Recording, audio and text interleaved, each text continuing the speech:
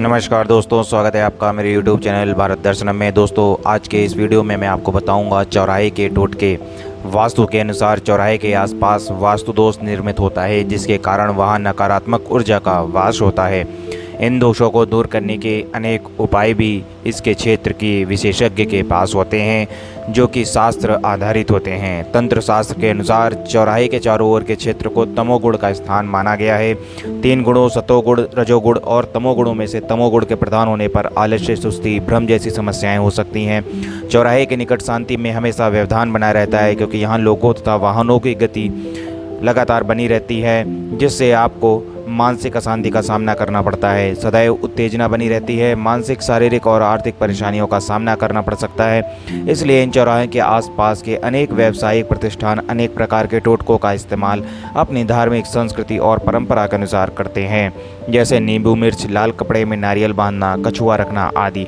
सात्विक और तांत्रिक दोनों ही पूजाओं के लिए चौराहे को बहुत लाभकारी माना गया है। चौराहे पर किसी तरह की गुड़िया, पाट का सामान, कटा हुआ नींबू, सिंदूर और मिठाई या फिर लाल कपड़े से बंधे बंद घड़े जैसी कोई वस्तु दिखाई दे तो समझ जाइए कि ये किसी देवता के नाम से नहीं रखी गई हैं, बल्कि ऐसा माना जाता है कि इस तरह के प्रयोग में खतरनाक तंत्र की शक्ति शामिल है। यह शक्ति किसी बीमारी को टालने या किसी की उम्र चुराने या किसी आई बला को पलटने के लिए होती है।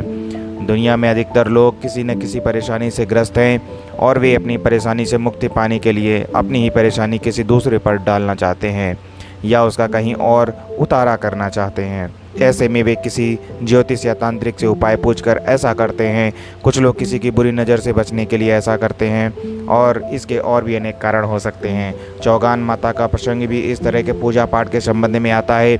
इन्हें चौराहे की देवी माना गया है। चूँकि चौराहे पर पहले के समय में सात्विक पूजा की जाती थी और घर में होने वाले किसी आयोजन में किसी प्रकार का व्यवधान उत्पन्न न हो, इसलिए चौगान माता को भोग लगाकर चौराहे पर रखा जाता था। इसलिए चौराहे पर से संभल कर जाने के लिए घर के बड़े बुजुर्ग बोला करते थे, ताकि पूजा की सामग्री को लात ना लगे और किसी को पाप न चढ़े। घर के बड़े बुजुर्ग कहते हुए सुना होगा कि चौराहे के बीच से पार करते समय बहुत ध्यान रखना चाहिए। साथ ही वहां अपने बच्चों को अधिक देर तक नहीं रुकने की सलाह देते हैं। महिलाओं को भी ध्यान रखना चाहिए। कभी भी सिर धोकर गीले बाल में चौराहे नहीं पार करना चाहिए। इससे उन्हें अनेक प्रकार की परेशानियों का सामना करना पड़ सकता है। चौराहे को किनारे से पार करके निकलें, न कि बीच से। चौराहा राहु का प्रतिनिधित्व करता है। राहु के कुछ आयामों को छोड़ दे तो अन्य सभी आयामों में नकारात्मक ऊर्जा होती है, परंतु आज के आधुनिक युग में इन सब बातों को अंधविश्वास के तौर पर देखा जाता है।